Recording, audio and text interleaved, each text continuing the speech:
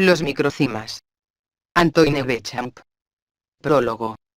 El progreso del experimento es tan lento, que un físico que quisiese esperar hasta estar completamente satisfecho con el resultado de sus trabajos para publicarlos, correría el riesgo de llegar al final de su carrera sin cumplir la tarea que se había impuesto, y sin haber hecho nada por la ciencia y por la sociedad. Por lo tanto, se debe tener el coraje de dar cosas imperfectas, renunciar al mérito de haber hecho todo lo que se podría haber hecho, de haber dicho todo lo que se podría haber dicho. En fin, saber sacrificar el amor propio en aras de ser útil y acelerar el progreso de la ciencia. Lavoisier, 1772. Primera memoria sobre la destrucción de los diamantes. Memoria de la Real Academia de Ciencias. El libro que finalmente he decidido dejar que aparezca es el fruto de una larga investigación, cuyo punto de partida fue el estudio de un hecho químico muy simple. Se había anunciado que el azúcar de caña puro, disuelto en agua destilada, cambia con el tiempo, incluso en frío. Es decir, este azúcar fija así los elementos del agua para formar las dos glucosas, de poderes rotativos desiguales y de dirección opuesta, cuya mezcla constituye el azúcar invertido. Los químicos sabían que la inversión se logra bajo la influencia de ácidos potentes, lentamente en frío, casi instantáneamente en el punto de ebullición. Hubiera sido notable que una reacción tan profunda, que determina la duplicación de la molécula de azúcar, pudiera lograrse sin una causa provocativa. Entonces repetí la experiencia. El cambio tuvo lugar, pero noté al mismo tiempo que había moho en la solución. Al principio no lo tuve en cuenta y publiqué el resultado como una confirmación del hecho anunciado. Sin embargo, había variado la experiencia. En una de las soluciones agregué cloruro de zinc, y en la otra cloruro de calcio. No había moho en ninguna de las dos, y el azúcar no fue invertido. El experimento, iniciado en 1854, se publicó a principios de 1855. Pensando sobre ello, me pregunté si el moho no sería la causa provocadora de la reacción. Fue un rayo de luz. Después de algunas pruebas más o menos demostrativas, instituí varias series de experimentos que duraron desde 1856 hasta finales de 1857. El resultado fue concluyente. El agua fría no opera ninguna transformación en el azúcar de caña. El cambio solo se opera después del desarrollo del moho. Y así fue que la búsqueda de la química pura, en sí misma muy simple, se convirtió en el punto de partida para los estudios fisiológicos que me ocuparon casi sin interrupción durante casi 30 años. El comienzo fue, por lo tanto, modesto. No hay nada más común que ver crecer los mohos en las soluciones más diversas, orgánicas o incluso minerales. Si me hubiera atenido a las teorías que se aceptaban entre los académicos, habría desestimado el moho después de haber, como fiel historiador, notado su presencia. Es por no haber considerado el hecho como un hallazgo fortuito, que se produjo el descubrimiento de la teoría fisiológica de la fermentación y, más tarde, la enunciación de una nueva doctrina sobre la organización y la vida, cuya historia contiene este libro.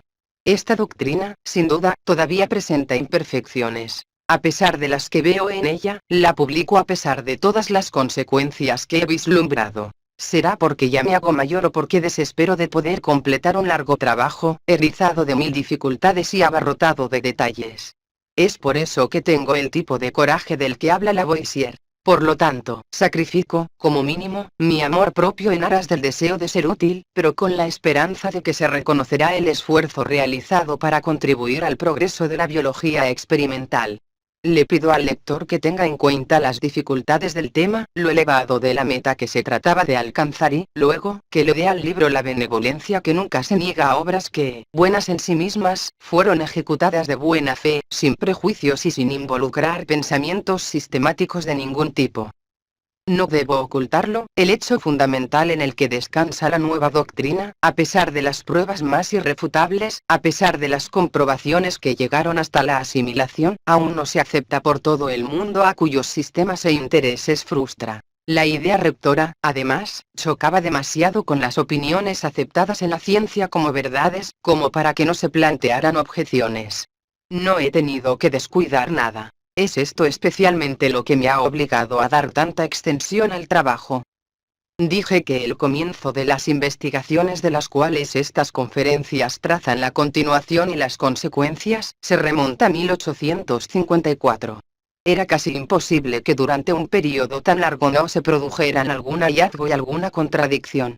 Esto es sabido, pues, como dice Dumas, hay una cosa que presenciamos a diario. Cuando se anuncia una nueva idea, hay ciertos espíritus que inmediatamente dicen que no es cierta. Cuando se les demuestra que es cierta, se consuelan diciendo que no es nueva y lo prueban fácilmente, porque siempre es posible, consultando documentos antiguos, encontrar alguna idea que más o menos se aproxima a la idea que se ataca. Dumas, Filosofía Química, página 173.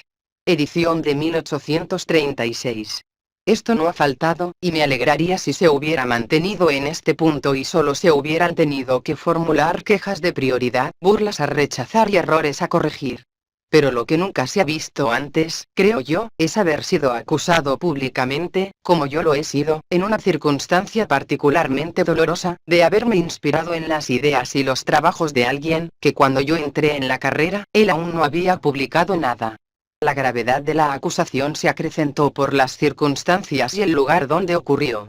Tuve que armarme con toda mi sangre fría para repelerla sin sobrepasar los límites permitidos. Pero me quedé tan impresionado que no puedo evitar recordarlo, pues de lo contrario el lector no se explicaría por qué la redacción de estas conferencias y de este prólogo ha tomado la forma que tiene y que quizá no le habría dado. En 1881, en una sesión de la sección del Congreso Médico Internacional de Londres, se debatía sobre el papel de las bacterias en la enfermedad. El señor Pasteur tomó la palabra y, de repente, y en mi presencia, y antes de que yo hubiera dicho nada, me confundió en un común anatema con todos los seguidores de la heterogénea o generación espontánea. Dejé que siguiera, porque tenía que hablar después de él. Pero pronto me vi obligado a bajar de mi asiento para sentarme frente al señor Pasteur, porque se atrevió a decir que si algo había de exacto en mi forma de ver, lo había concebido únicamente asimilando sus trabajos y modificando mis ideas según las suyas, etc. En resumen, el señor Pasteur acababa de formular una reclamación general de prioridad y la más increíble acusación de plagio. Con voz indignada, desafié de inmediato al señor Pasteur a que probara su afirmación, advirtiéndole que yo iba a demostrarle que lo contrario era cierto. El señor Pasteur, negándose a participar en un debate público, abandonó la reunión. El periódico Times del 8 de agosto de 1881 conserva un registro del incidente. El señor Pasteur sabe cuidar de su gloria. No se podrá decir de él que no forma parte de aquellos que saben cómo favorecer su propia reputación y que tienen el arte de sugerirle a la fama en susurros lo que quieren que ésta repita en voz alta con sus 100 bocas.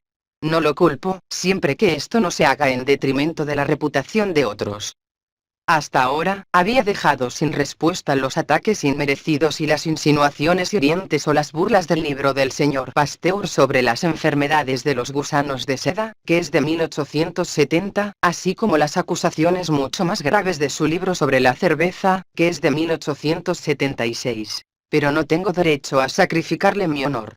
No discuto su talento ni su genio como químico. En el pasado lo alabé, a pesar de sus errores, como debía, cuando un día mi ofendido patriotismo me llevó a vengar a Lavoisier y a los químicos de mi país, ultrajados por los señores Liebig, Bollard y Kolbe. Antoine Béchamp, Cartas históricas sobre química, 1876, como fui ultrajado yo mismo en una circunstancia particularmente dolorosa. Sí, en un país extranjero, frente a una gran audiencia de académicos, que vinieron allí desde todos los países donde se honra la ciencia, estando yo presente, me tocó en lo más preciado para un hombre después de su honor, su dignidad y su sinceridad. Toda mi carrera científica protesta contra su imputación. Todos los que me conocen saben con qué celoso cuidado señalo el trabajo y las ideas de los demás cuando me parece que las mías proceden de ellas o las confirman. Siempre he querido imitar, en la medida de lo posible, la honestidad de Proust, tan noblemente destacada, por el señor Dumas, Filosofía Química, página 219. Pero ha sido en vano. Por mucho que haya querido seguir el consejo del hombre honesto que expresó este pensamiento, que hay que escuchar mentir a los adversarios y dejar venir la verdad, que llega a su hora, aunque lentamente, la cordaire. Ha llegado el momento de hablar. Lo sé bien, el yo es odioso. La reclamación de prioridad y la defensa personal siempre tienen algo de penoso tanto para quienes los hacen como para quienes los escuchan. Pero nada defiende la propiedad científica. Es por eso que a menudo se plantean tales reclamaciones. Hay ejemplos memorables en la ciencia. Por lo tanto, se me puede disculpar, y el lector, me atrevo a esperar, reconocerá que, además del derecho, tenía la obligación de defenderme. Y si, en los términos, la defensa es a veces un poco viva, le pido disculpas pues las conferencias y el prólogo fueron escritos después del incidente en la sesión del Congreso de Londres. Las conferencias, de hecho, se realizaron en junio y julio de 1881 y 1882. La redacción se realizó en base a las notas recogidas por dos distinguidos estudiantes de la Facultad de Medicina Libre de Lille, los señores Edmond Parmentier y Georges Laroui, después de mi regreso de Londres. Dije que este libro contiene la enunciación de una nueva doctrina sobre la organización y la vida. ¿No es eso pretencioso? Es por eso que debo explicarme. En el pasado, no hace mucho tiempo, ni siquiera se veía por qué lado sería posible atacar experimentalmente el gran problema de la vida. ¿Cómo se iba a poder? En la organización, solo se conocían formas esencialmente transitorias. Nada fijo e inmutable que sirviera de soporte a la vida. Bonnet y Buffon, estos dos ilustres filósofos y naturalistas del siglo XVIII, habían imaginado, uno sus gérmenes preexistentes, el otro sus moléculas orgánicas para satisfacer esta necesidad filosófica. Vanas hipótesis que la ciencia no ha sancionado. Mucho mejor, en 1854 y mucho más tarde, a pesar del memorable trabajo de Caugnard-Latour sobre la levadura de cerveza, los desarrollos de Turpin sobre este tema y una admirable declaración fisiológica del señor Dumas sobre la fermentación, que data de 1843, se negaba que la levadura actuase en virtud de su naturaleza de ser vivo, que se alimentase de azúcar, que consumiese materia fermentable. No se sabía nada de la función química de los mohos e infusorios cuya presencia se notaba en infusiones y fermentaciones.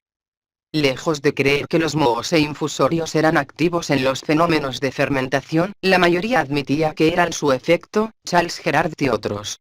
Para explicar estos fenómenos, Liebig volvió al viejo sistema de alteración espontánea, más o menos rejuvenecido después de un experimento mal interpretado de Gay-Lussac. En resumen, generalmente se creía que la fermentación era la consecuencia de la alteración espontánea de algún material albuminoide transmitido al material fermentable. Había tan poca reticencia a admitir cambios químicos sin causa que, sin preocuparse por la presencia de moho, se creía en la inversión espontánea del azúcar de caña. Nota. Todavía en estos últimos años, las actas, tomo 75, página 277. 1872, en una importante memoria, el señor Dumas se vio obligado a acumular experiencias para reducir cada vez más a la nada los errores arraigados de Liebig. Desde Leeuwenhoek, es decir, hacia principios del siglo XVIII, hasta 1854, ciertamente se había estudiado el desarrollo de mohos e infusorios en los medios y soluciones más diversos. Félix Dujardin, 1841, hizo un experimento que, como muchos de los míos, se redujo a sus términos más simples. Observó, por ejemplo, que una infusión de azúcar, con oxalato y fosfato de amonio y sal marina, se cubría, después de 10 días, con una película blanca completamente formada por Bacterium thermo. Pero había usado una sal amoniacal, y en consecuencia había en su solución los elementos con la ayuda de los cuales podría constituirse la materia orgánica de la bacteria.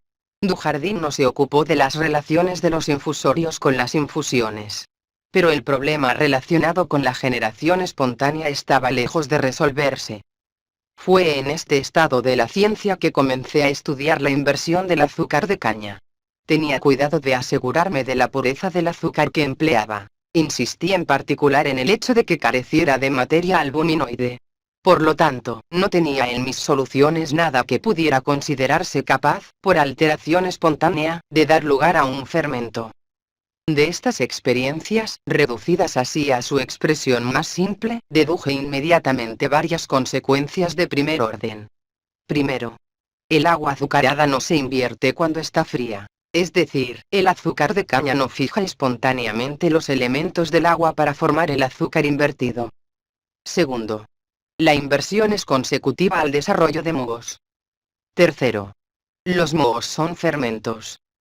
Cuarto. Los mohos crean el material albuminoide de sus tejidos. Quinto. Los mohos no son fruto de la generación espontánea. Sexto. Los mohos se originan a partir de gérmenes atmosféricos. Séptimo. Los mohos invierten el azúcar de caña de la misma manera que la diastasa sacarifica el almidón. Es decir, producen, además de la materia albuminoide propiamente dicha, una sustancia análoga a la diastasa. Esto es lo que más tarde llamé cimasa. Octavo. De este modo, distinguía muy claramente los fermentos solubles de los fermentos insolubles. El fermento soluble, al ser producido por el moho, ya no podía considerarse una sustancia en vías de alteración, ni tampoco el propio moho. Más tarde generalicé este hecho experimental demostrando que cualquier cimasa era producida por una producción organizada, ya fuera célula, bacteria o microcima. Noveno. Ciertas sales favorecen el desarrollo de mohos, otras lo impiden. Décimo. La creosota o el ácido fénico, para mí son lo mismo, impiden la inversión de las soluciones de azúcar, ya que secan la fertilidad de los gérmenes del aire o su multiplicación. Así di la solución al problema de la antisepticidad. Décimo primero. La creosota utilizada en una dosis no coagulante no impide que continúe la acción de los mohos ya desarrollados. Décimo segundo. Añado que estas dos propiedades de la creosota han permitido resolver definitivamente el problema de la heterogenia. En la memoria, tal como la dirigía a la Academia de Ciencias a fines de 1857 y que se publicó en 1858, septiembre, en Anales de Química y Física, todo es fundamental y nuevo. Por eso lo reproduje en gran medida en la segunda conferencia con los desarrollos necesarios que otras experiencias le han aportado. 1. Este conjunto, donde todo encaja, el señor Pasteur afirma que lo deduje de su trabajo anterior. En 1876, a sangre fría, el señor Pasteur escribió esto. La primera nota del señor Béchamp sobre la inversión del azúcar es de 1855. No hay ninguna duda sobre la influencia de los mohos. La segunda, donde constata esta influencia, es del 4 de enero de 1858, como consecuencia de mi trabajo sobre fermentación láctica, que es de noviembre de 1857, donde establecí por primera vez que el fermento láctico es un ser vivo organizado, que las materias albuminoides no tienen nada que ver con la causa de la fermentación, posterior también a mi primer trabajo sobre fermentación alcohólica, que es del 21 de diciembre de 1857.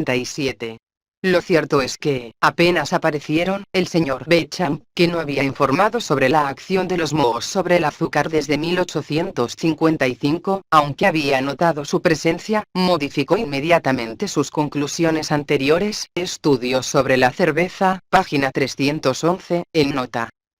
El señor Pasteur obviamente está abusando de una simple coincidencia. No significa esto que entre la nota de 1855 y la memoria de 1857, un extracto de la cual apareció en los informes de las sesiones de la Academia de Ciencias, en enero de 1858, no había pasado nada. No significa esto que simplemente habría supuesto nuevos experimentos, y que mis explicaciones, para presentarlas en la memoria de 1857, eran puramente imaginarias y que habría cometido una falsedad científica manifiesta. El señor Pasteur, al escribir lo que escribió, fue o muy ligero o muy atrevido. Sea como fuere, no se acordó que, en una circunstancia importante, reconoció, sin reservas, que las experiencias de mi memoria de 1857 eran de la más rigurosa precisión. Las conocía por haberlas repetido. No, nada, absolutamente nada, es cierto en la reclamación de mi amargo adversario. Nada de lo que publiqué en 1857 se encuentra, ni siquiera en germen, en las dos notas que él publicó al mismo tiempo. ¿Cómo podría inspirarme en sus ideas cuando, hablando del fermento que él llamó láctico, dice en su memoria: estos glóbulos, del fermento láctico, surgen espontáneamente dentro del líquido albuminoso proporcionado por la parte soluble de la levadura? Anales de Química y Física 3, tomo 52, página 415. Poco importa, después de eso, que 2 páginas más arriba, el señor Pasteur, en una nota, reservara la pregunta de las generaciones espontáneas. No nos dice de dónde viene el fermento láctico, y no ha experimentado con soluciones libres de materia albuminosa. Cómo, además, me inspirarían las ideas del señor Pasteur, no solo con respecto a la formación de materia albuminoide por el moho, sino también de la cimasa que invierte el azúcar de caña, cuando este científico, en 1860, en su gran memoria sobre la fermentación alcohólica, escribió esto. Mucho se ha dicho sobre la transformación previa del azúcar de caña en azúcar de uva en la fermentación alcohólica. Todo lo que se ha escrito sobre este tema carece de evidencia sólida.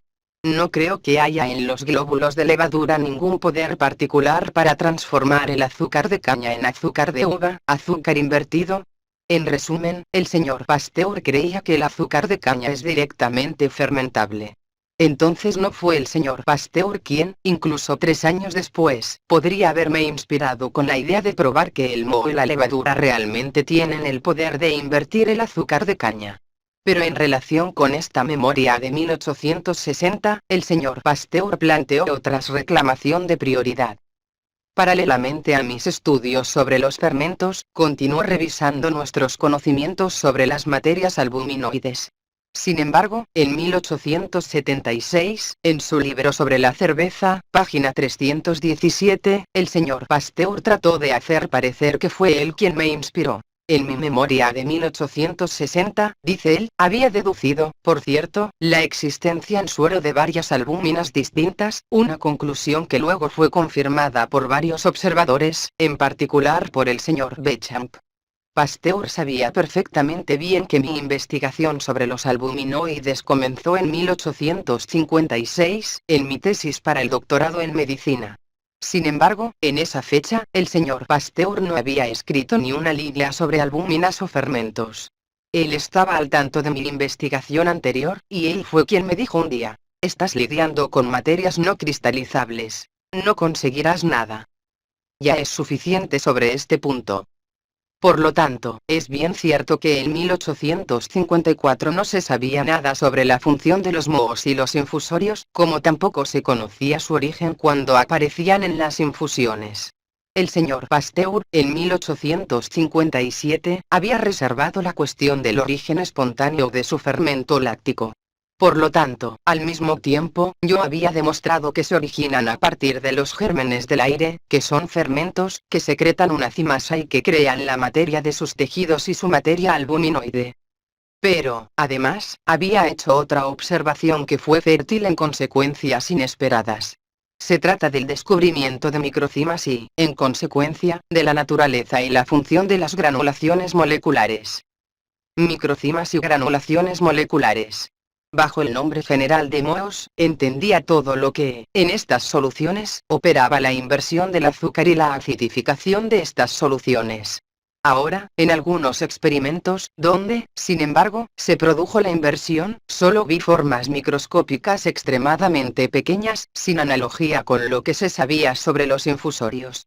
Estas formas, que la memoria de 1857 designa con el nombre de pequeños cuerpos, las consideré organizadas, y también las consideré como fermentos. Poco a poco, fui llevado a compararlas con las granulaciones moleculares que el señor Berthelot, en su investigación sobre fermentación alcohólica, al mismo tiempo, notó pero sin asignarles un papel, considerándolas como materia amorfa. Luego, finalmente, las comparé a todas las granulaciones moleculares de los autores, que se especificaban como animadas por el movimiento browniano, así como a toda materia en un estado de división extrema. Así es como llegué a ver a las granulaciones moleculares de los histólogos y de los anatomopatólogos como fermentos personales, es decir, como organizados y vivos. En una carta al señor Dumas, septiembre de 1865, incluso comparó las granulaciones moleculares de la tiza y la leche. Finalmente, en 1866, en una nota sobre el papel de la tiza en las fermentaciones lácticas y butíricas, las llamé microcimas. Ciertamente no fue el señor Pasteur quien me ayudó a hacer este descubrimiento, ni a desarrollar las consecuencias. Sus sarcasmos me habrían desalentado, si la Academia de Ciencias no hubiera aceptado todas mis comunicaciones y, por lo tanto, no me hubiera permitido perseverar en el camino en el que me había embarcado decididamente. Le expreso mi más profundo agradecimiento. El descubrimiento de los microcimas, considerados como una nueva categoría de seres organizados, fue fértil en consecuencias teóricas y prácticas de considerable importancia. Fue este descubrimiento el que, cuando vi que los microcimas de la tiza, los de la leche y los de la atmósfera podían, por evolución, convertirse en bacterias, nos permitió, al señor Storr y a mí, demostrar que las granulaciones moleculares de células, tejidos y humores no son granulaciones amorfas, granulaciones grasas o de otro tipo, sino formas realmente vivas y organizadas. En resumen, de esta simple observación se deduce que los organismos vivos, incluso los más elevados dentro de la serie de seres, albergan vida en cualquier parte separada de sí mismos. Dije que antaño no se veía el modo de atacar experimentalmente el problema de la organización y la vida. De hecho, se concebía al ser vivo como un todo indivisible cuyas partes viven de la vida del todo.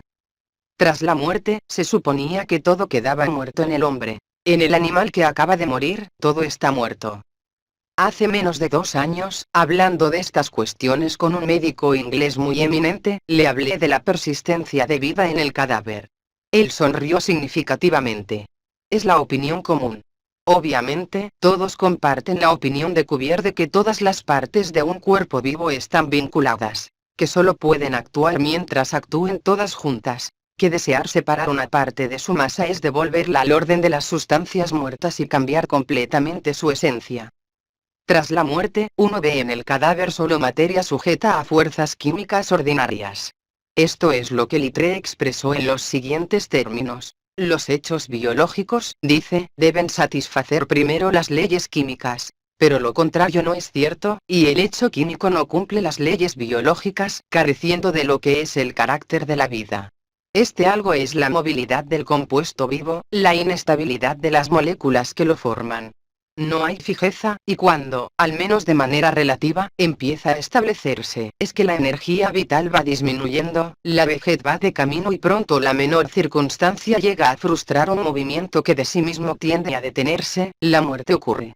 Tan pronto como esto ha ocurrido, la química, liberada del control, regresa con todos sus derechos, disocia los elementos de acuerdo con las combinaciones estables que le son específicas, y devuelve al fondo común los materiales que le habían sido prestados momentáneamente al individuo. Uno no podría expresar con más fuerza la idea que está en el fondo del pensamiento de Cuvier. En resumen, no hay nada en un ser organizado en lo que la vida persista después de la muerte. En un cuerpo vivo, no hay nada estructurado que tenga vida en sí mismo. Solo existe el compuesto vivo. Ni siquiera era concebible que la organización, en el sentido etimológico, fuera necesaria para que la vida se manifestara. Es así como Claude Bernard, formulando la opinión generalizada, admitía que una sustancia podía ser considerada como viva sin estar morfológicamente definida. Bastaba con que estuviera constituida físico-químicamente. Es de acuerdo con esta forma de ver que el señor Pasteur no veía en el compuesto vivo de Littré, en un huevo, en la sangre, en la leche, en una masa muscular, más que sustancias naturales como la vida los elabora y que tienen virtudes de transformación que la ebullición destruye. En cuanto a formular científicamente en qué consiste una constitución físico-química, en qué consiste una virtud de transformación que la ebullición destruye, todo el mundo se abstenía. En cuanto a suponer que los glóbulos de la sangre estaban vivos individualmente, que en la carne, en la leche, en el huevo había algo en lo que residía la vida, nadie lo pensaba. Y cuando formulé la idea de la función cimática independiente, el señor Pasteur habló de las acciones de las diastasas, pero sin tener otra idea de estas diastasas que las sustancias naturales como la vida las elabora. Por lo tanto, se concebía la vida como algo abstracto, que se manifestaba en la materia química del ser vivo y que podía abandonarla, como la fuerza viva abandona el proyectil en movimiento que un obstáculo detiene, pero independiente de la forma, de la estructura, de la organización de esta materia y que desaparecía al llegar la muerte para dar paso libre a la química. Sin embargo, ya se han hecho intentos para resolver este difícil problema. Bichat ubicaba las propiedades vitales en las partes sólidas. Los fluidos, desprovistos de estas propiedades, solo servían de excitantes para los sólidos.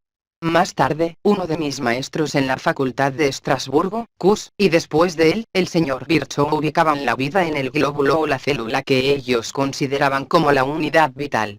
Fue un gran progreso en el camino abierto por Bichat, un paso adelante hacia la determinación de la sustancia organizada que tiene vida en sí misma. Si estos eminentes fisiólogos ubicaban la vida en la célula, el señor Dumas contemplaba a los glóbulos rojos como seres verdaderamente vivos, que permanecían vivos tras salir del cuerpo del animal, incluso después de batir la sangre para desfibrinarla. El ilustre químico decía que la respiración, para ser bien entendida, tenía que estudiarse en estas vesículas o glóbulos sanguíneos, el asiento principal de los fenómenos que está encargada de cumplir, y cuya organización complica extrañamente sus leyes físicas. Nota. Dumas, Investigaciones sobre la sangre. Análisis de Química y Física 3, tomo 17, página 452, 1846. Siempre he sido fiel a la doctrina de que la vida reside en lo que está morfológicamente definido, es decir, estructurado, figurativo. A menudo he defendido la teoría celular en este sentido.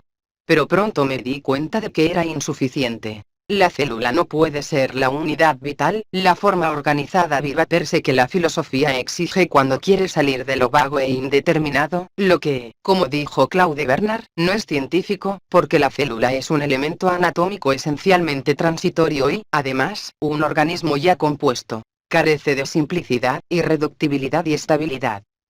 El propósito de estas conferencias es demostrar que la unidad vital, irreductible, fisiológicamente indestructible de la cual se forma la célula, no es otra cosa que el microcima. Es la forma viva, reducida a su más simple expresión, que tiene vida en sí misma, sin la cual la vida no se manifiesta en ninguna parte, que la filosofía buscó con el genio de Buffon, Oken, Enle, que Bichat habría admitido como el constituyente elemental de sus tejidos. En resumen, el microcima es la unidad de vida per se, y eso es lo que no se puede decir de la célula. No llegué a comprender de inmediato esta idea que se deriva de los hechos como de una fuente clara. Las conferencias repasan la historia de su desarrollo. Ha pasado casi un cuarto de siglo desde su formulación, y de que sus consecuencias, incluso las más distantes tocantes a la patología, se han deducido de ella. El señor Storr, que trabajaba cerca de mí, pronto se convirtió en mi colaborador devoto y convencido, por lo que en algunas partes no puedo distinguir entre él y yo. En la demostración, ayudaron los señores J. Grasset, E. Baltus, Servel y J. Bechamp. Durante más de 10 años hemos estado solos en la lucha, expuestos a la burla y a la contradicción.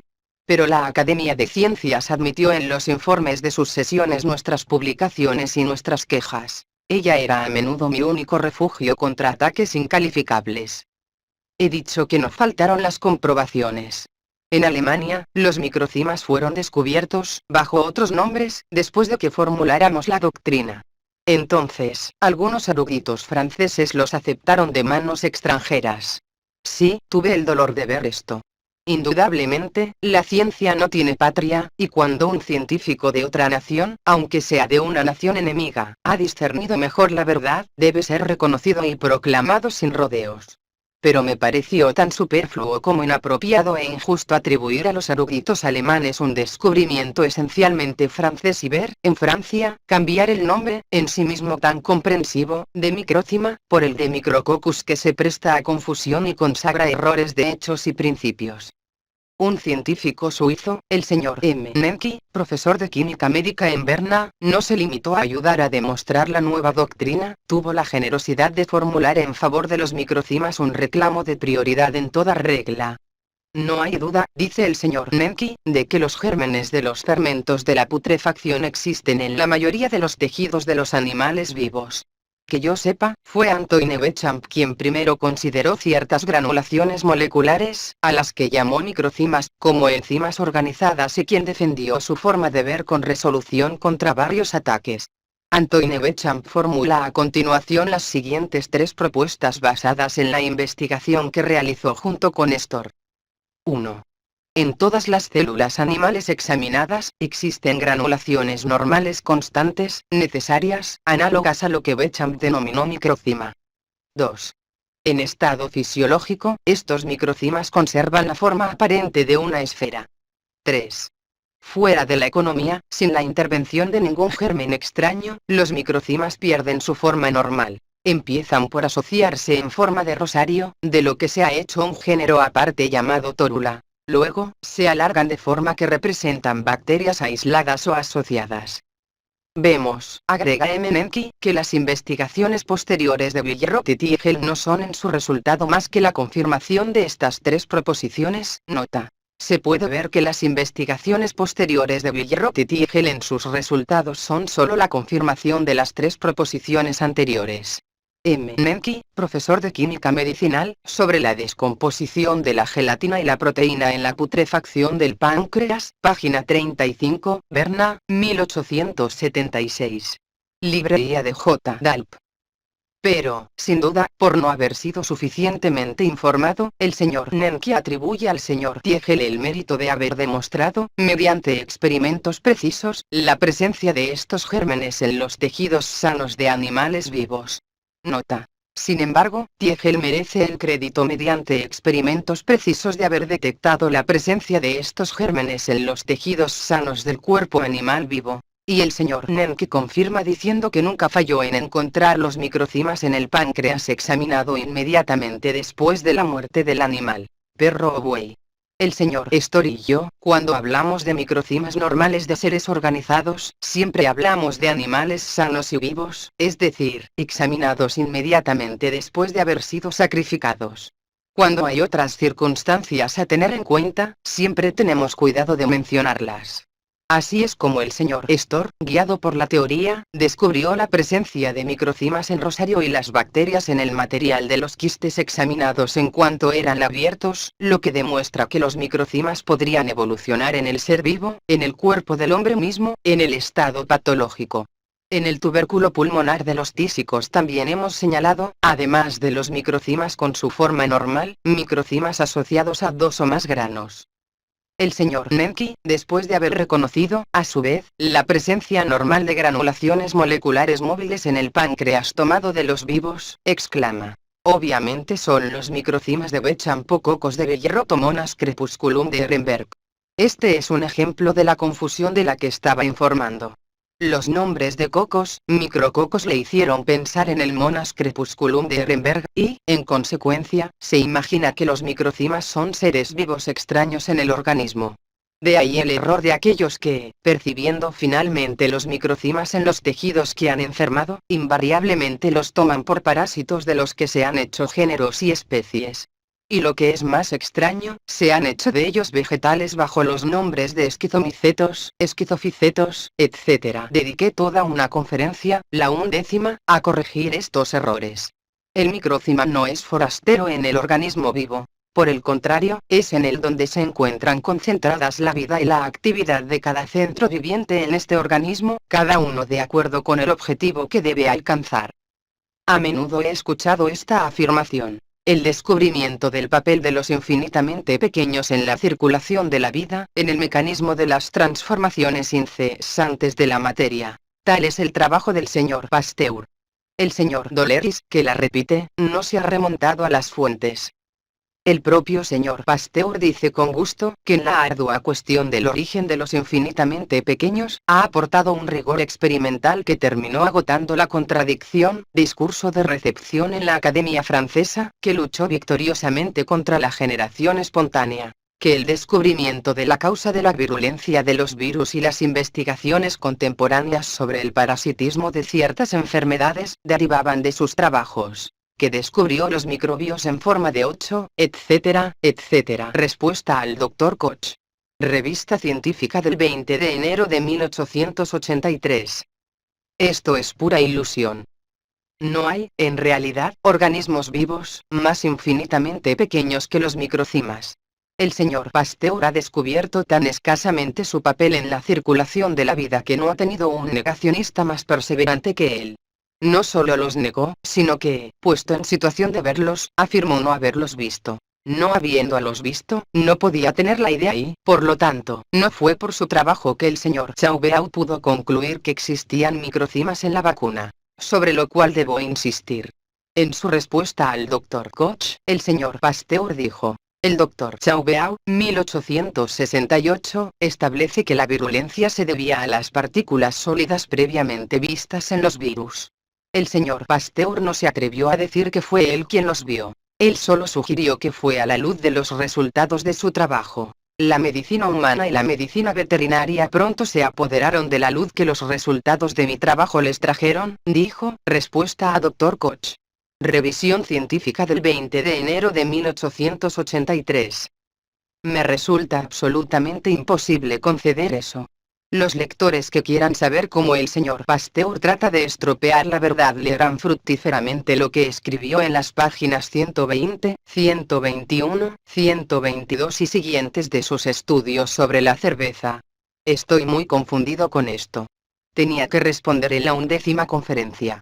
Solo recuerdo esto. Después de haber dicho que los microcimas son solo la reedición de las moléculas orgánicas de Buffon y de las globulinas puntiformes de Turpin, agrega: la leche, la sangre, los huevos, la infusión de cebada, etc., incluso la tiza, las contienen, y ahora tenemos, descubrimiento picante sin duda, la especie Microcima cretae. Después de esto, no nos sorprende lo que el señor Pasteur añade inmediatamente después. Las personas que, y yo me cuento entre ellas, no ven en estas granulaciones de líquidos orgánicos más que cosas aún indeterminadas, las llaman granulaciones moleculares o granulaciones móviles, porque tienen movimiento browniano. Las palabras vagas son adecuadas para los conocimientos vagos, etc. Entonces, en 1876, las granulaciones móviles de virus eran cosas indeterminadas para el señor Pasteur. Por lo tanto, no tiene derecho a mantener que las investigaciones del señor Chauveau se inspiraron en sus trabajos. Pero en 1868, el señor Chauveau reconoció que las granulaciones moleculares de los virus eran algo muy determinado como ya lo habíamos visto, el señor Storr y yo. Y lo mismo ocurre con los microbios en 8, que son solo mis microcimas asociados con 2 granos, que describí en 1868, y que el señor Pasteur no sabía cómo reconocer entonces, como lo mostraré por los textos. Pero el señor Pasteur, quien, en 1876, hablaba tan a la ligera de cosas tan concretas, sin duda disponía de palabras más comprensivas que la palabra microcima para representar sus ideas. El señor Robin, habiéndolo obligado a definir qué quería decir con la palabra germen, respondió: en todas las cuestiones que he tenido que tratar, ya sea fermentación o generaciones espontáneas, la palabra germen significaba sobre todo el origen de la vida. Estudios sobre la cerveza, página 302. Es mediante el recurso sistemático a las denominaciones más vagas, estudios de la cerveza, página 303, que el señor Pasteur encuentra que la palabra microcima es adecuada para los conocimientos vagos. No, antes de mis investigaciones, no solo no se conocían las granulaciones moleculares como organizadas y como activas fisiológica y químicamente, sino que no se conocía su relación con la organización y la vida de los seres superiores. Ni siquiera se conocía esta relación con la organización y la vida de infusorios, bacterias, vibrios u otros fermentos, levaduras o mohos.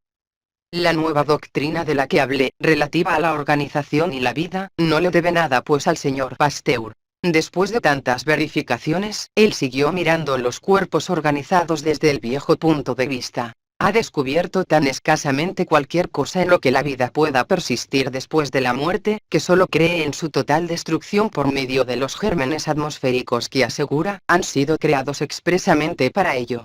La teoría de los microcimas aplicada a la histología y la fisiología, procede, como dije, de mis estudios sobre la inversión, que se creía espontánea, del agua azucarada. Está relacionada con Bichat a través de la teoría celular de Kuss.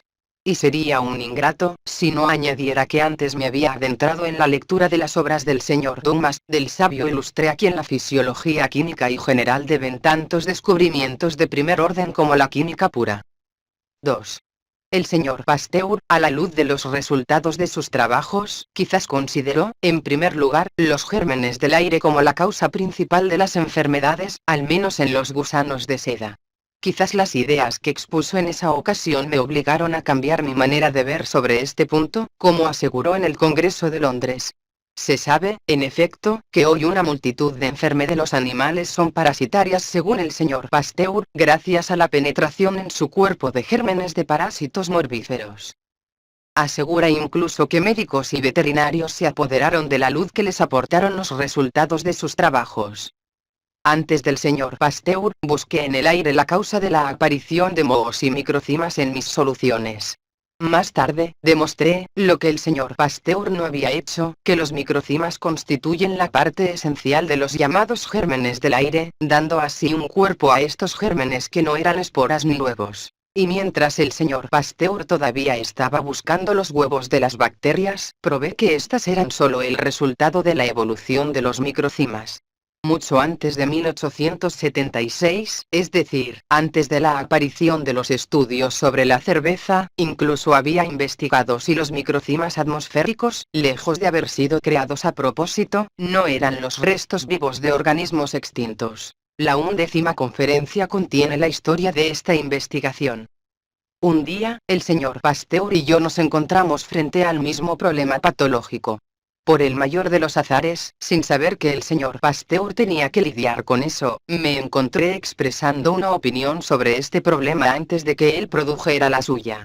Fue en 1865. Era la enfermedad del gusano de seda llamada peberina y caracterizada por corpúsculos ajenos a la constitución histológica del gusano. Se llamaban corpúsculos vibrantes o de Cornalia. Algunos los habían señalado como producciones vegetales, otros como hematozoos, etc. Sin embargo, en 1865, antes de que el señor Pasteur hubiera hablado, consideraba la enfermedad como parasitaria y, para secar la fertilidad de los gérmenes del parásito, de acuerdo con mi investigación, propuse hacer las crianzas en barracones donde se propagarían vapores de creosota.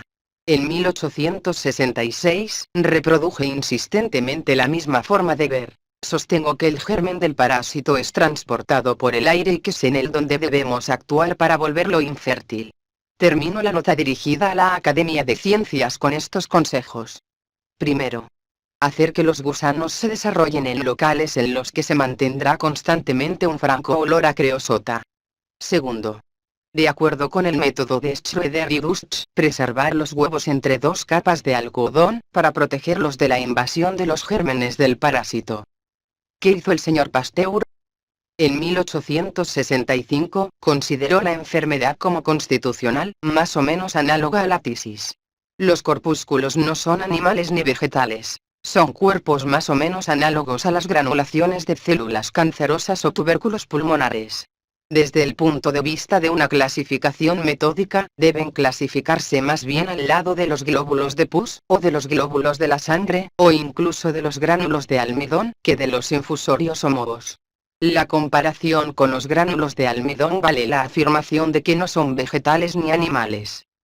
En 1866, un mes después de mi nota, el señor Pasteur, que tenía a su disposición casi 2 litros de corpúsculos, escribió lo siguiente. Uno se sentiría tentado a creer, cuando uno piensa especialmente que los corpúsculos son muy parecidos a las esporas de Mucedinea, que un parásito análogo a la muscardina ha invadido los barracones, y que esta es la fuente del mal.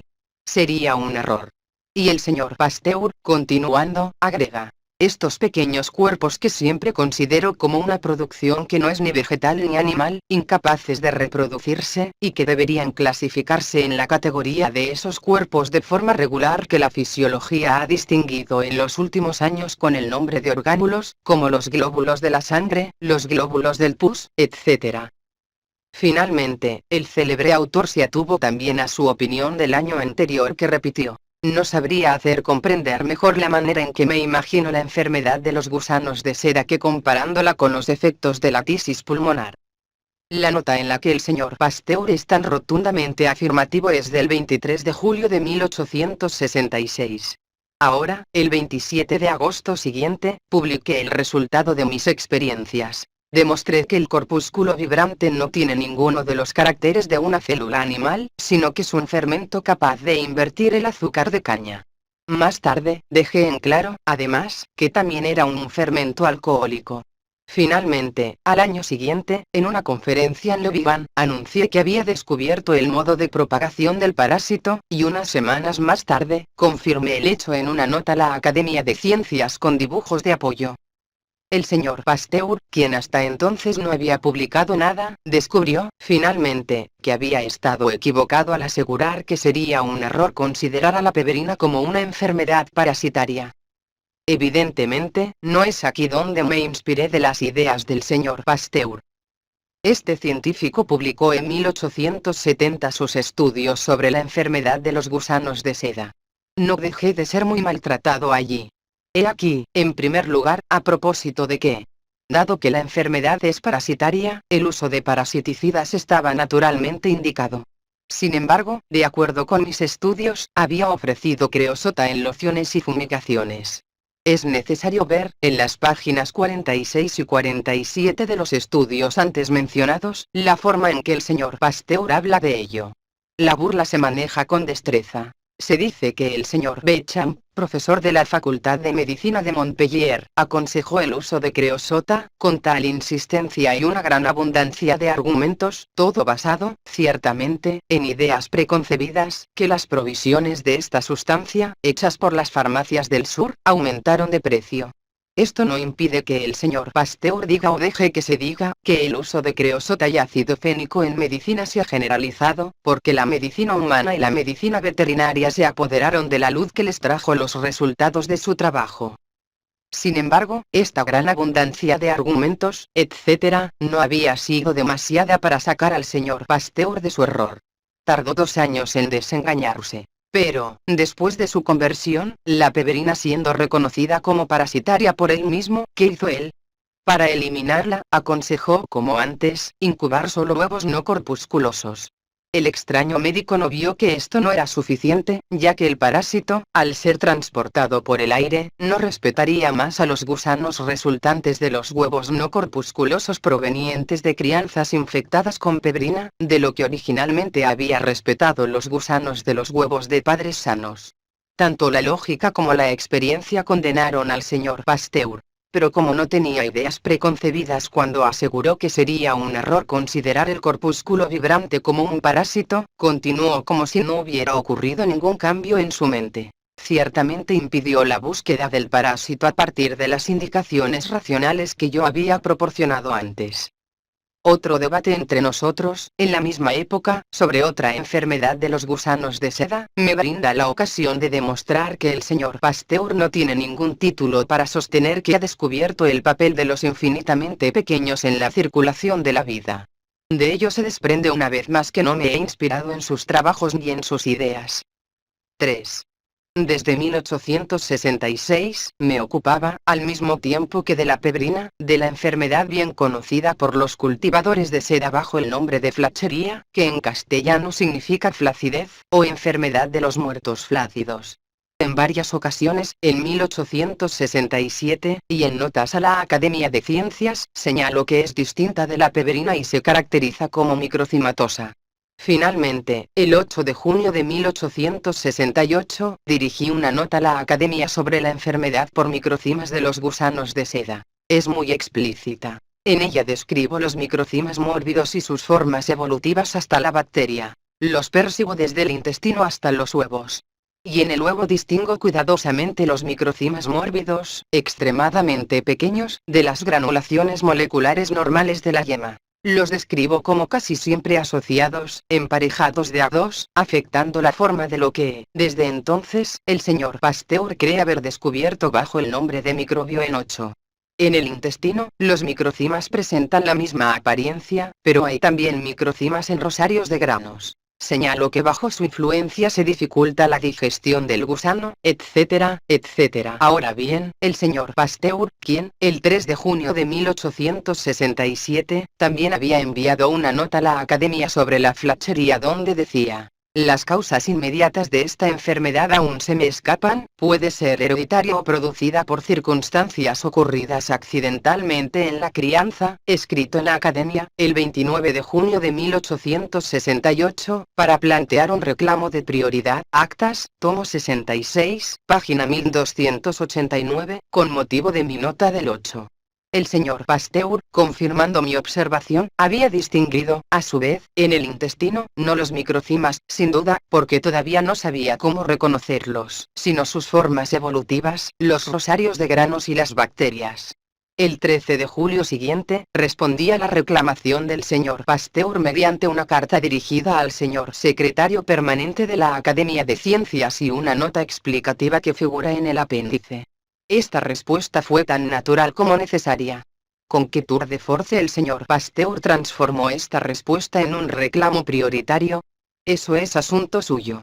El hecho es que en sus estudios sobre la enfermedad de los gusanos de seda lo logra. Como historiador infiel, afirma haber descubierto en el canal intestinal el pequeño fermento en rosarios de granos que yo había designado como microcimas asociados, etcétera, etcétera. Esto debe leerse en las páginas 239 y 240 de los estudios. Dice soberbiamente: nunca me ha sido posible hacerme una idea de lo que este autor llama los microcimas de la flachería. Presiento que estos supuestos microcimas de la flachería son para el señor Bécham granulaciones microscópicas. Este científico desearía que se pudieran confundir con el pequeño fermento en rosarios de granos que he descrito. Cuando demostré la existencia del carácter hereditario de la flachería, el señor Bécham dio una explicación engañosa. Según él, todo sucedería como con los corpúsculos de la pebrina. Las granulaciones móviles, microcimas, que llenan los tejidos de la mariposa, pasan a los huevos. De ahí la herencia del mal. Esta teoría es toda ella imaginaria. Nunca he encontrado en los huevos afectados de flachería granulaciones móviles anormales, de los cuales los huevos sanos se verían privados. Para conocer la historia de mis problemas con el señor Pasteur, no debemos referirnos a los libros de este científico, porque todo está dispuesto a ocultar la verdad, con un espíritu de denigración calculada. Así, en las pocas líneas que acabo de transcribir, deja al lector con la impresión de que, en el estudio de la flachería, lo imité en cuanto a la pebrina, inspirándome en sus descubrimientos sobre el corpúsculo vibrante. Y cuando se atreve a escribir que me gustaría que pudiéramos confundir los microcimas con el pequeño fermento en rosarios de granos, obviamente disfraza la historia. Por eso es necesario recurrir a las actas de las sesiones de la Academia de Ciencias. Allí, se verá que dije microcimas de flachería, que casi siempre están emparejados de 2 en 2 y que podemos verlos asociados en rosarios de 3 a 5 e incluso más. Que se distingue que parecen alargarse en forma de bacterias muy pequeñas, y que estos microcimas asociados en rosarios son insolubles en la potasa cáustica a la 10ª, etc. La verdad es que yo había distinguido estas cosas en una época en la que el señor Pasteur no sospechaba todavía que la flachería se caracterizaba por el pequeño fermento en rosarios de granos.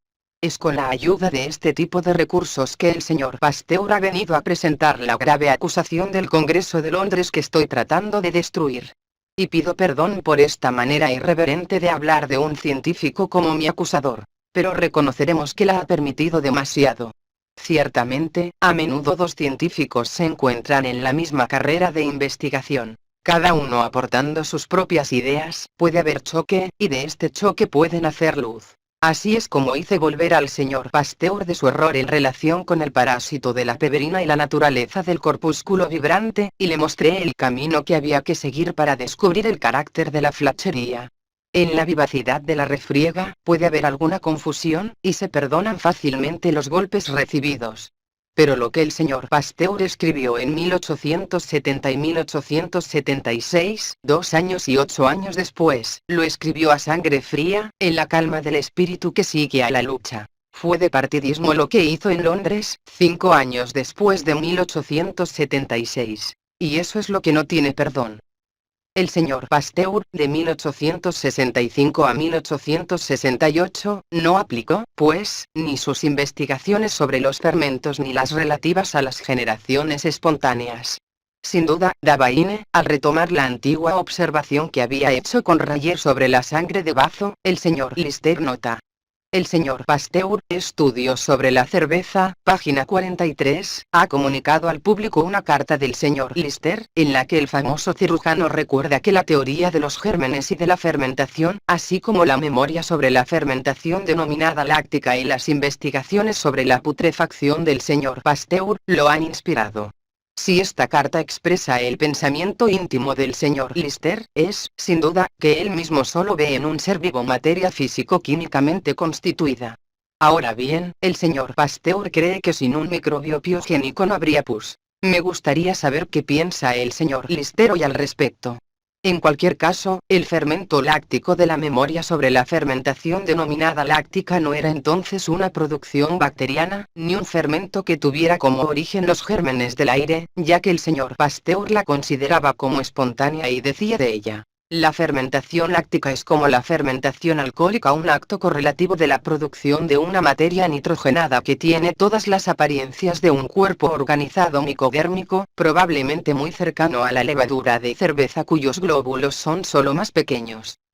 En aquella época, el señor Pasteur estaba tan imbuido de las ideas de Caugnard-Latour, a saber, que la fermentación es un efecto de la vegetación, que escribió: no son los glóbulos los que juegan el papel principal, sino la puesta en glóbulos de su parte soluble, lo cual explica muchas cosas, especialmente las virtudes de transformación que el calor destruye.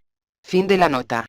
Con respecto a los apósitos carbólicos, el señor Tyndall, etc., aseguraron que se inspiraron en las obras del señor Pasteur.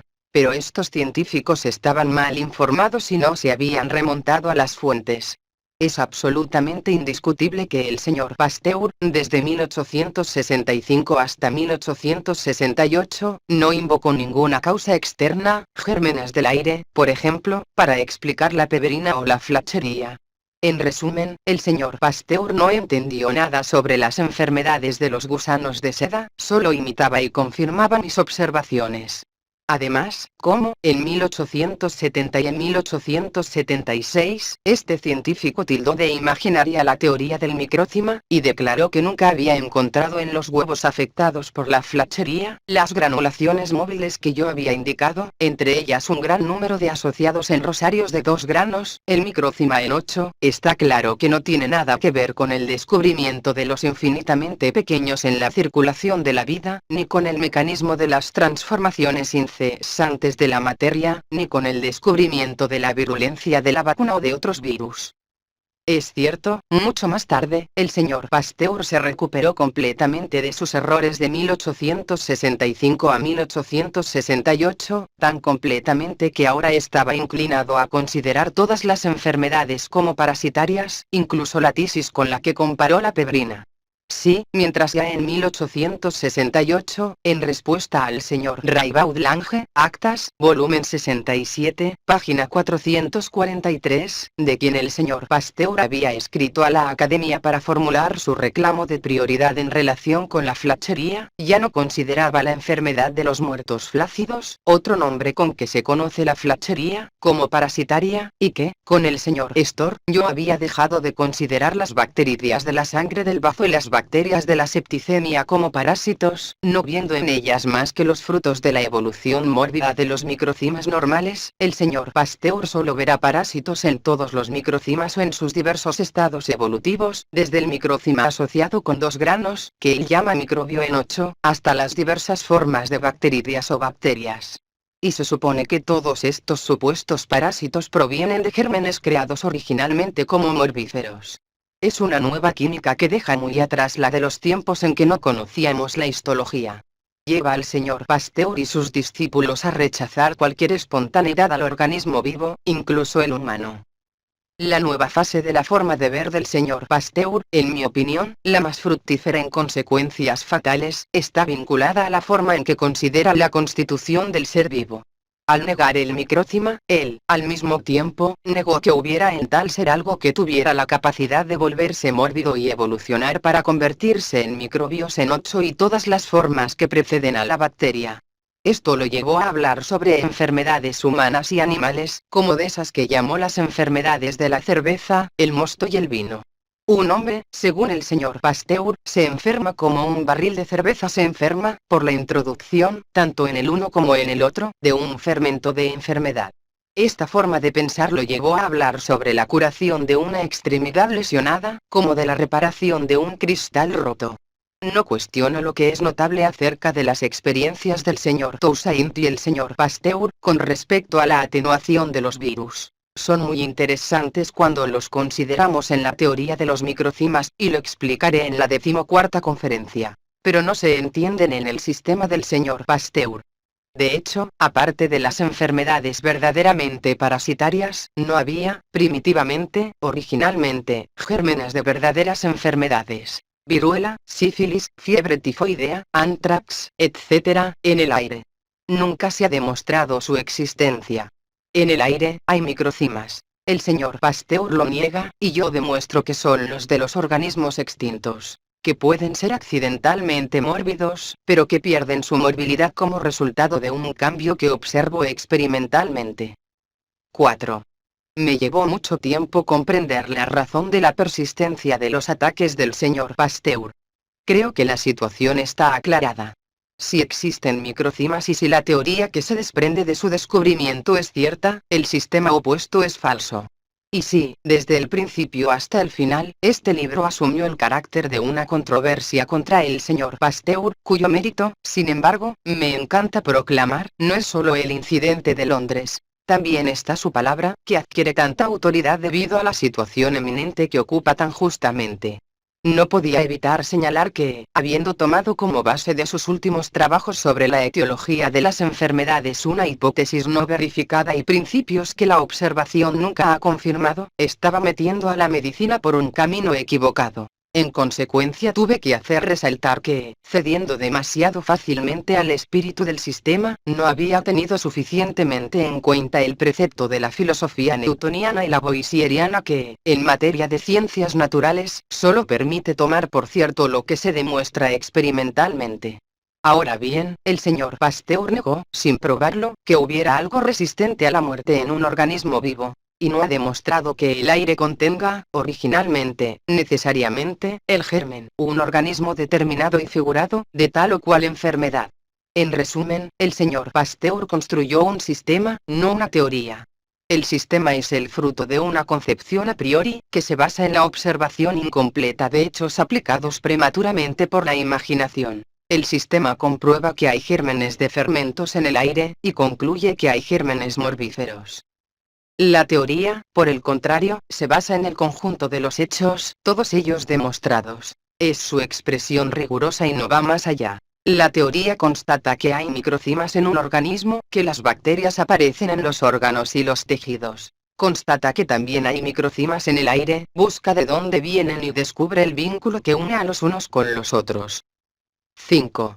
El espíritu de sistema llevó al señor Pasteur a situarme entre los partidarios de la generación espontánea, aunque antes había resuelto parte del problema de la espontaneidad, y a dárselas de haber luchado victoriosamente contra la generación espontánea y agotado la contradicción en este punto. Pero esto es pura ilusión. De hecho, el señor Pasteur no ha resuelto el problema en su generalidad. No podía, y permaneció en el punto donde, después de Spallanzani, lo habían dejado los señores Schroeder y Busch, etc. No podía, porque sus ideas sobre la organización y la vida estaban en contra. Esto es lo que debe demostrarse.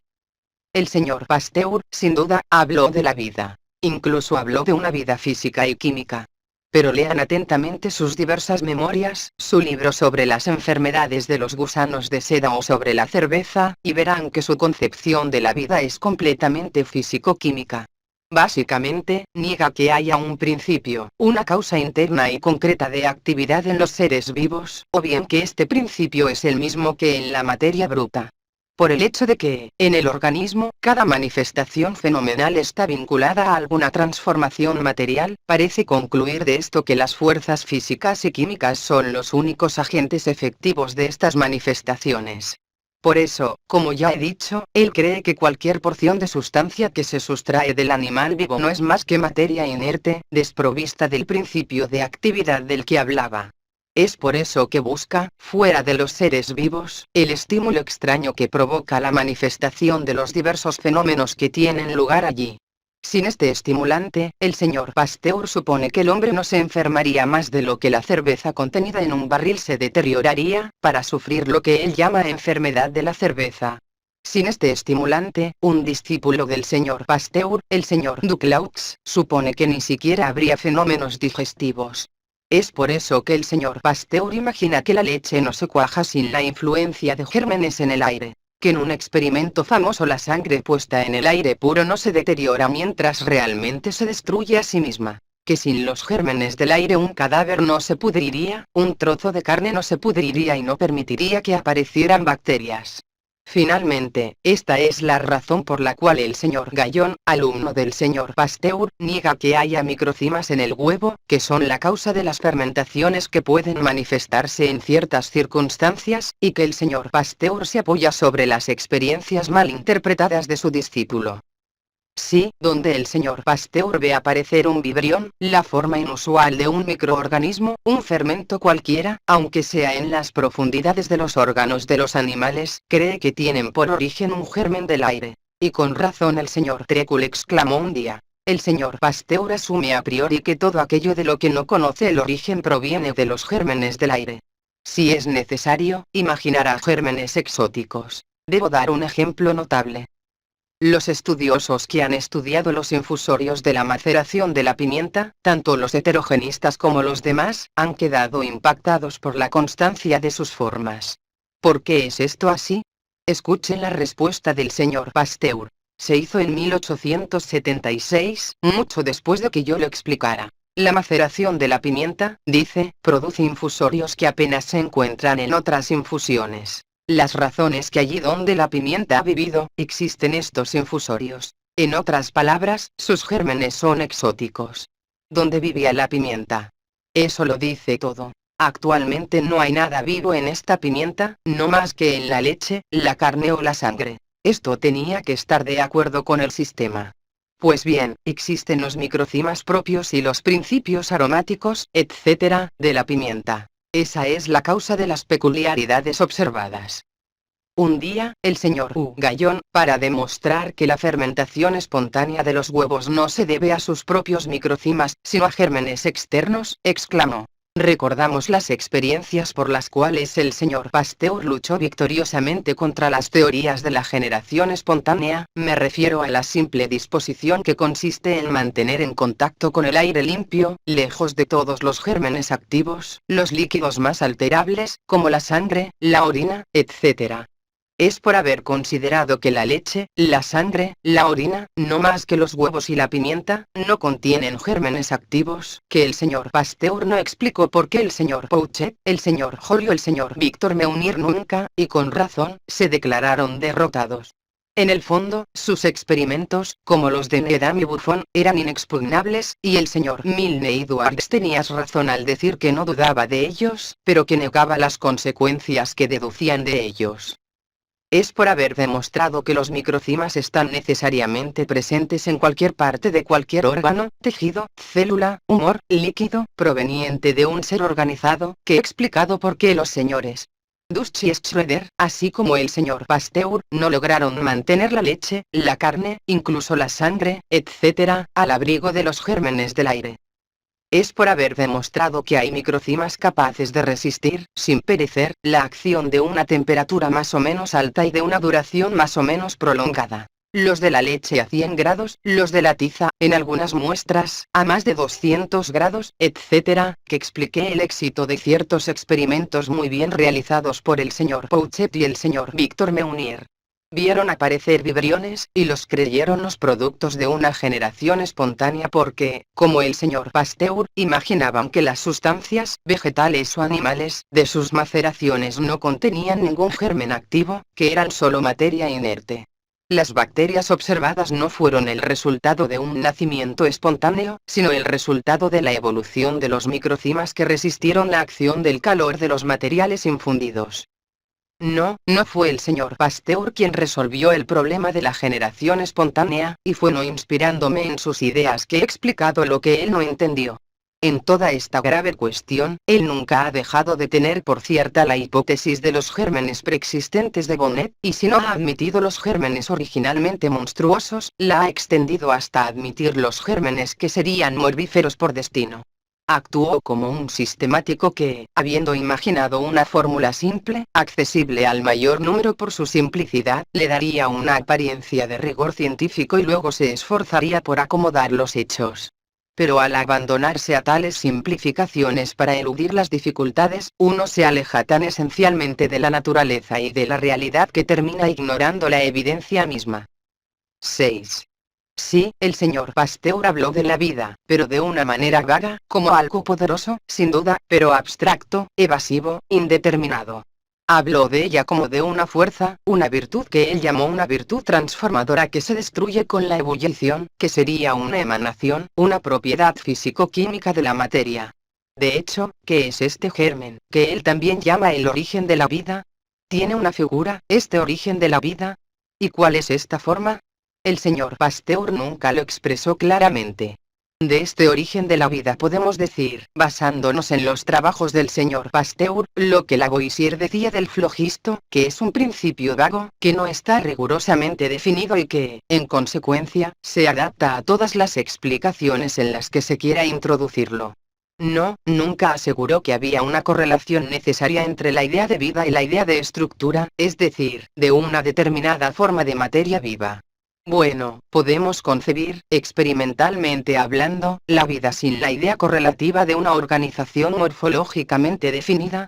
En otras palabras, ¿puede existir la vida sin estar indisolublemente unida a una forma determinada de organización? La vida no es una fuerza especial que emana de la materia, sino, habría que admitir que ésta está dotada de antemano de todas las aptitudes que preexisten en las mil y una especies animales y vegetales, en los innumerables moros, vibriones, bacterias, microcimas dotados de propiedades diversas y ya conocidas.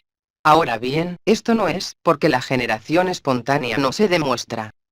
Es en vano que se impugna. Sí, en cada ser organizado hay un principio interno de actividad que es una realidad objetiva y figurativa, y este principio no es otro que los microcimas especiales, característicos, en cada ser, en cada tejido, humor, célula de ese ser. Hace 2 años, presenté una memoria sobre albuminoides a la Academia de Ciencias, donde demuestro que en todos los líquidos albuminosos de la economía existe un fermento soluble y fermentos figurativos. Esta memoria fue honrada con un informe del señor Dumas. El ilustre autor tuvo la amabilidad de insistir en esta demostración y tuvo la amabilidad de hacer las siguientes preguntas. ¿Con qué fin están todos los líquidos albuminosos acompañados de estos fermentos? ¿Qué relación hay entre la abundante materia animal coagulable, aparentemente destinada a suministrar los materiales de los órganos, y estos fermentos en pequeña cantidad, cuya presencia siempre parece anunciar la destrucción inminente de las combinaciones alterables con las que están asociados? ¿De dónde vienen estos fermentos? ¿A dónde van? ¿Qué roles tienen que cumplir? Tantas preguntas de considerable interés ciertamente, porque se observan en el suero de la sangre de todos los animales, en la clara del huevo y en la yema, en la leche, es decir, en todos los líquidos destinados a la formación o reparación de órganos. Nota. Informe sobre la memoria relativa a las materias albuminoides, presentado en la Academia, por el señor Antoine Béchamp. Comisionados: los señores Milne Edwards, Peligot, Fremley, Cowers. Dumas, ponente. Actas, tomo 94, sesión del 8 de mayo de 1882. El señor Dumas, además, puso de manifiesto el hecho de que en la fibrina, es la parte granular, insoluble en ácido clorhídrico débil, los microcimas, la que opera la descomposición del peróxido de hidrógeno. Bueno, estos fermentos, cuyos orígenes no tuve que indicar en esta memoria, estos fermentos son testigos de la actividad fisiológica y química del principio interno del que estaba hablando, los microcimas. Sí, mi investigación afirma que la vida es algo muy determinado, que está indisolublemente unido a una forma material definida, que es el microcima. La vida se manifiesta, en los seres organizados, por las funciones histogénicas, fisiológicas y químicas de estos microcimas, cada uno según su destino. La vida unida al microcima no es el resultado de las propiedades de la materia. Resulta, por trascendencia, de la materia unida a la forma estructurada, de acuerdo con la ley y la idea creativa, como las propiedades de una máquina, de un aparato, no resultan de los materiales que sirvieron para construirlos, sino de la disposición de las partes y de la ley que les fue impuesta por el mecánico que las inventó y que tensó el resorte que las pone en marcha. Y no es la vida lo que hay que decir, son las vidas. La vida que reside en el óvulo de un molusco nunca producirá sino un molusco. y las que residen en los óvulos de las diversas especies de creación nunca producirán más que las especies de las que provienen, porque en cada uno de ellos están los microcimas, especiales por destino. Y esto lleva a una observación relativa a una famosa doctrina. El sistema transformista afirma que el germen, en el sentido embriológico, no contiene ningún órgano real, ni siquiera esbozado. Es un error, porque el germen contiene microcimas que son organismos vivos, completos en su género. Este sistema admite que el desarrollo del germen es una generación continua. Esto no es así, de lo contrario todo en este germen, que por hipótesis no contiene nada estructurado, sería el fruto de una generación espontánea. El microcima está antes del óvulo, y el óvulo, antes del germen, ya contiene microcimas. Ahora los microcimas, siendo reales, estructurados y vivos, son los que deben estar, en cada especie, para construir sucesivamente todos los órganos con todo su devenir. Es la presencia constante y necesaria de estos microcimas lo que nos impide decir que el desarrollo del germen es una generación espontánea. Y esta consecuencia obviamente no procede de las ideas y obras del señor Pasteur, porque ha entendido mal la noción de vida unida a la materia en una forma definida. Por el contrario, al forzar un poco sus ideas, nos haría volver a Epicuro con respecto a la generación. 7. Creo que no queda nada de las afirmaciones del señor Pasteur y de sus acusaciones. Sea como fuere, no se persigue con tanta insistencia y con los medios que este sabio ha empleado, lo que se cree desprovisto de verdad. En sus estudios sobre la cerveza y en otros lugares, ha tratado sistemáticamente de demostrar a veces que no había nada original en mis investigaciones, a veces que se relacionan con errores que ha combatido victoriosamente, lo que es algo contradictorio. Este mismo espíritu de denigración le ha llevado a atribuir a otros lo que no era más que una confirmación de mis investigaciones. Es así que atribuye al señor Munch la observación de que el cloroformo impide las fermentaciones por fermentos figurados sin perjudicar la acción de las timasas, el señor Pasteur dice las diastasas. Él mismo, cuando confirma mis observaciones, como cuando constata mucho después de mí que las uvas son portadoras de los fermentos del vino. O cuando, después de haberse burlado de las microcimas de las calizas y de las tierras arables cuyas formas había relacionado en mi memoria sobre la tiza, constata la presencia de ellas en las tierras cultivadas, se guarda bien de citar las fuentes de donde ha tomado sus inspiraciones. En el momento en que acababa de escribir lo que antecede, me vino a la vista la más increíble reclamación del señor Pasteur que se puede concebir. Es esta. Una vez vi la formación de cantidades muy pequeñas de ácidos volátiles en la fermentación alcohólica. El señor Béchamp los estudió y reconoció ácidos de la serie de ácidos grasos, ácido acético, butírico, dice el señor Pasteur con seguridad. Estudios sobre la cerveza, página 270 en nota. Es absolutamente inexacto. Había notado la presencia de un ácido volátil en mis estudios sobre mohos antes de que el señor Pasteur publicara algo. Además, confirmé un descubrimiento de Lavoisier que el señor Pasteur había negado, y lo dije. Pero aquí tenemos que ser más precisos. Esto es lo que dice el señor Pasteur sobre el ácido acético. Lavoisier creía que era ácido acético. La verdad es que el ácido láctico, no más que el ácido acético, no son productos de la fermentación alcohólica. Anales de Química y de Física 3, tomo 58, página 360. Poco importa que después de eso que 2 años antes, en un trabajo mal hecho, hablara vagamente de ácidos volátiles, en cantidades por así decirlo infinitamente pequeñas, considerados como accidentales, que no tiene en cuenta 2 años después. El señor Pasteur no se ha librado de mis problemas. Se explica, con amargura, en la introducción de un trabajo que parece haber sido publicado con ocasión de una conferencia hecha en Montpellier por el señor Pasteur. He aquí lo que dice el señor Pasteur al terminar esta introducción. El señor Béchamp y yo, por lo tanto, proclamamos, ya en 1872, que la aplicación de la teoría del microcima a la histología, la fisiología y la patología se hacía en su conjunto, si no en todos sus detalles. Esta aplicación ha continuado desde entonces. Podemos decir que ha sido la base de nuestra enseñanza durante los últimos 10 años. Estos trabajos han tenido el destino de verdades nuevas, difíciles de comprender. En lugar de recibir aliento, podríamos publicar cartas de miembros del instituto que, en nombre de nuestro interés personal, trataron de disuadirnos de seguir adelante por el camino abierto. en presencia de reveses que el trabajo hace, además, fáciles de soportar, ¿por qué silenciar la confianza que siempre hemos tenido, que todavía tenemos en esta aplicación de la doctrina del microcima a las ciencias médicas? Esta aplicación nos parece tan importante para la fisiología general como lo fue en su día el trabajo de Lavoisier sobre la respiración.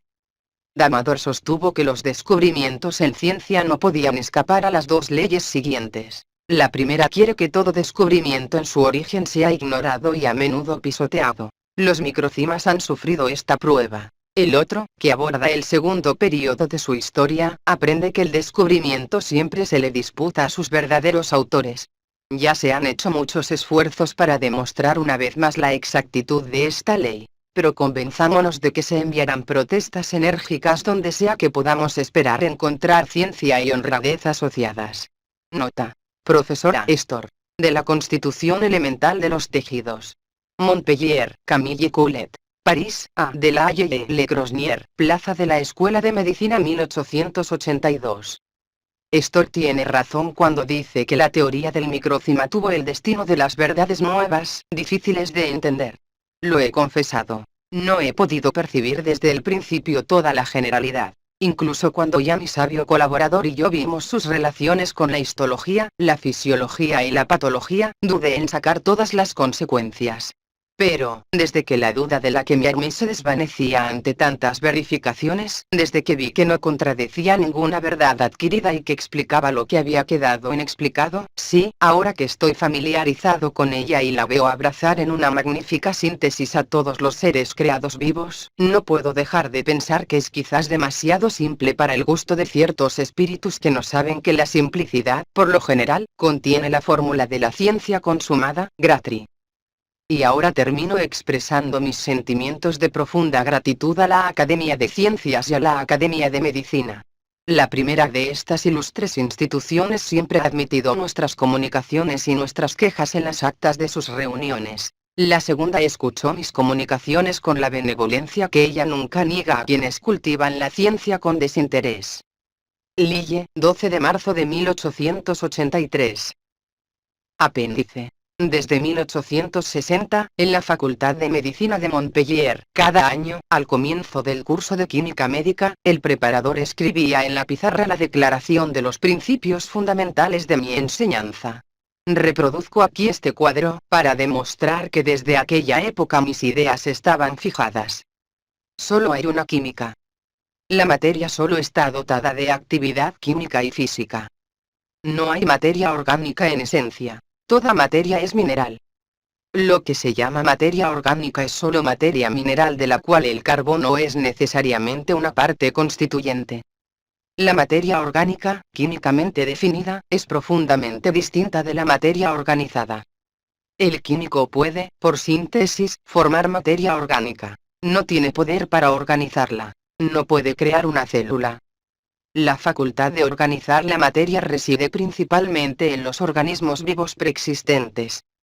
En los seres organizados, los diversos aparatos del organismo son el lugar donde se realizan las mutaciones de la materia orgánica, organizada o no, y estas mutaciones se hacen según las leyes ordinarias de la química.